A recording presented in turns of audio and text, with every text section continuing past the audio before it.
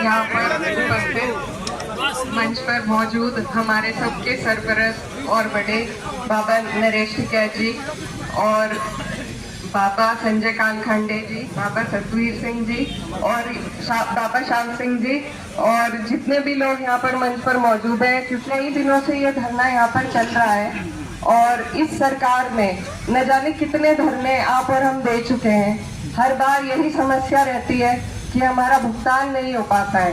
ये सरकार बिल्कुल अंधी बहरी हो गई है।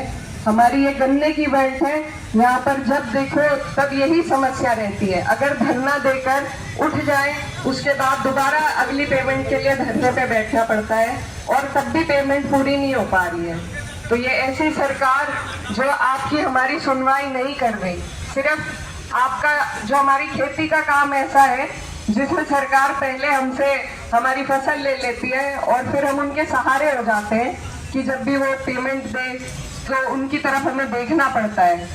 लेकिन सरकार को समझना चाहिए कि किसानों के बिना इस धरती हमारे देश की उन्नति नहीं हो सकती, हमारे देश की प्रगति नहीं हो सकती। हम लोग अपने देश को अगर आगे ले जाकर बढ़ा सकते हैं तो सिर्फ जब हमारे किसान भाई तरक्की करेंगे तभी ये काम हो पाएगा। लेकिन ये सरकार की सारी ही नीतियां शुरू से आज तक, अब 9 साल हो गए हैं पूरे, लेकिन इनकी एक भी नीति आपके और हमारे हक में नहीं रही है। ये सिर्फ कुछ पूंजीपतियों की सरकार है जिनके फायदे के लिए ये काम करती है। आप और हम इनसे परेशान है, जूझते आ रहे हैं, हमारी कमर तोड़ रखी है और आप लोगों की जो हिम्मत है उसको मैं सलाम करती हूँ कि कैसे हर बार हर महीने हमें यहाँ धरने देने पड़ते हैं, कभी ऊन में, कभी शामली में, कभी थाना भवन में। और इस तरीके की नाइंसाफी जो हो रही है, आगे का टाइम आने वाला है जिसमें हम उसका जवाब दे सकते हैं।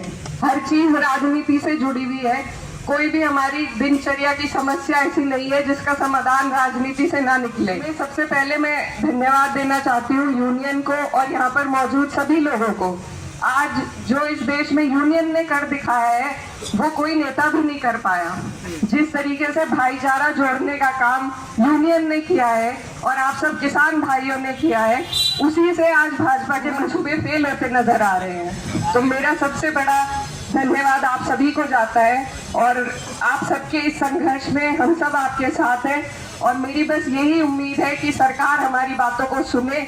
हमने भी सरकार को एक बार जब कोई चुन लिया जाता है तो उसे सबके लिए काम करना चाहिए, फिर उसे ये नहीं देखना चाहिए कि किसने उसका विरोध किया।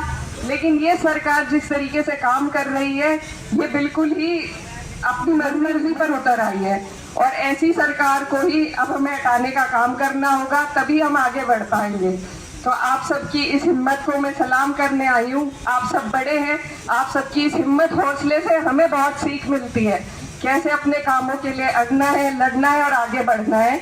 इसी सीख को अपने साथ लेकर हम यहाँ से जाएंगे और आपके संघर्ष में, आपसे छोटे हैं, आपके संघर्ष में हम सब आपके साथ हैं और इस सरकार को जितने भी धरने करके हमें उन्हें अपने हिम्मत का, अपने हौसले का एहसास दिखाना पड़ेगा, हम सब उसके लिए तैयार हैं। आप लोगों का बहुत बहुत धन्यवाद, शुक्रिया।